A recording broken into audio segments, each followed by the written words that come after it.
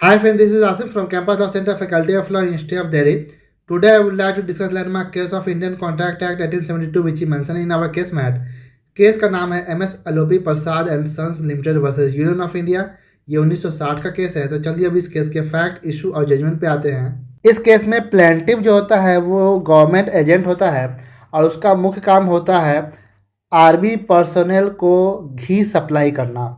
तो वो अपना ये जो सप्लाई ऑफ घी है वो करता रहता है, लेकिन इसी बीच होता क्या है कि सेकेंड वर्ल्ड वार जो है वो स्टार्ट हो जाता है, जिसकी वजह से घी का जो प्राइस है वो बहुत ज़्यादा हाई हो जाता है, क्योंकि सिचुएशन जो है वो चेंज हो गया था सेकेंड वर्ल्ड वार की वजह से।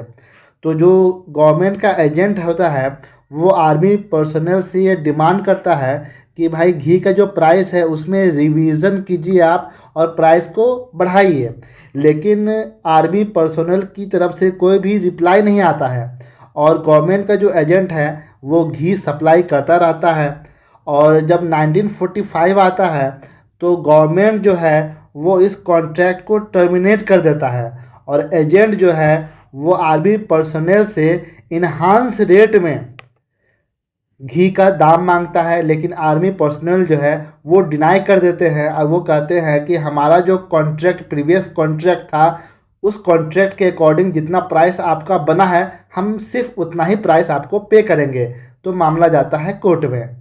कोर्ट कहती है परफॉर्मेंस ऑफ कॉन्ट्रैक्ट जो है वो इम्पॉसिबल नहीं हुआ था और ना ही अनलॉफुल था। हाँ, ये कह सकते हैं कि सेकेंड वर्ल्ड वार की वजह से परिस्थितियाँ कुछ कठिन हो गई थी, लेकिन ये जो कॉन्ट्रैक्ट है वो फ्रस्ट्रेटेड नहीं था, यानी कि इम्पॉसिबल नहीं था।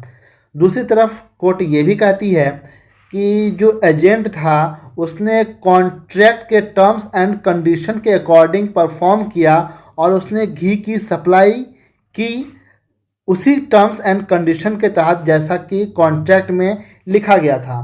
तो एजेंट के पास ये राइट है कि कॉन्ट्रैक्ट में जो टर्म्स एंड कंडीशन मेंशन थे उस कॉन्ट्रैक्ट के टर्म्स एंड कंडीशन के तहत वो पेमेंट ले सकता है। क्योंकि एजेंट ने जब डिमांड किया था रिवीज़न के लिए कि आप प्राइस को हाई कीजिए तो वहाँ से कोई रिप्लाई नहीं आया था, इसलिए यहाँ पर कोई नया कॉन्ट्रैक्ट तो बना ही नहीं।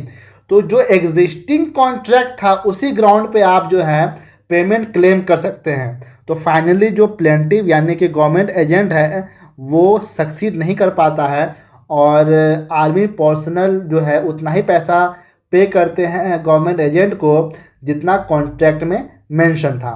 तो इस केस के फैक्ट, इशू और जजमेंट यही हैं। आई होप कि आपको ये वीडियो इन्फॉर्मेटिव लगा होगा। अगर वीडियो पसंद आए प्लीज़ वीडियो को लाइक करें, हमसे जुड़े रहने के लिए हमारे चैनल को सब्सक्राइब करें। और अगर आपको इस केस का PDF चाहिए तो व्हाट्सएप नंबर कमेंट बॉक्स और साथ ही साथ इस वीडियो के डिस्क्रिप्शन में दिया गया है, आप मैसेज करके PDF अवेल कर सकते हैं। Thank you so much.